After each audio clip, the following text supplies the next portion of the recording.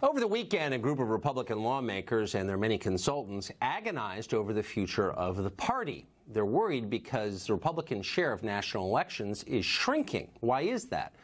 Well, focus group experts say it's because of shifting demographics, and the GOP must win over more minority voters in order to survive, particularly Hispanic voters. And that's probably true. The question is, how do you do it? And the geniuses who run the Republican Party in Washington think there's really only one way to win more Hispanic votes. You need more illegal immigration, and you need to give amnesty right away to those people who are already here illegally. Well, Democrats, needless to say, are cheering from the sidelines. They agree with this strongly. It helps them. But is it factually true as a political matter? It's worth thinking about that. A closer look at the numbers suggests that Hispanic opinion on immigration is a lot more complex than they're telling you on television. A Harvard-Harris poll last summer found that a majority of Hispanics want stricter enforcement of America's immigration laws. According to a Pew survey, meanwhile, only 14% of American Hispanics think our country needs more immigrants. Fully a quarter believe America has too many immigrants already. And the most anti-immigration Hispanics of all are those who are foreign-born, less educated, and speak mostly Spanish. Why is that? It's obvious. These are the very people who face the stiffest competition over wages from future waves of lower-skilled immigrants. So it turns out that opening the borders is not the key to winning the Hispanic vote. So what is the key? Well, maybe allowing parents to raise their own children. How about that? Turns out Hispanic voters are for that passionately.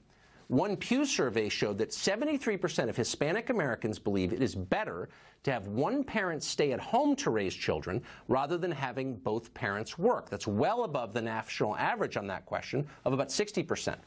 Hispanics put their belief into practice, too. 38% of Hispanic mothers stay at home when their kids are small. That's 9% above the national average. So think about what that means for a minute in political terms. 3/4 of Hispanic voters believe a parent should stay at home to raise children, but less than half can actually afford to do that. That means there are millions of Hispanic parents who wish they could be at home raising their kids, but they can't be because they can't afford it. So here's a crazy idea for the Republican Party and its legions of overpaid consultants.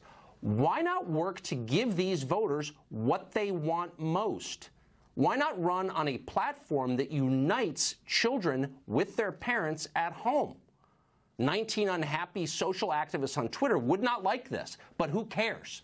Those people are miserable and pathetic, and there is no reason they should have this level of control over our society. How about ignoring them for once? Republicans ought to make giving parents the choice to raise their own kids their party's top priority. Hispanic voters would love that. Voters of all colors would love that. Why wouldn't they love that? Nothing would make this a happier country.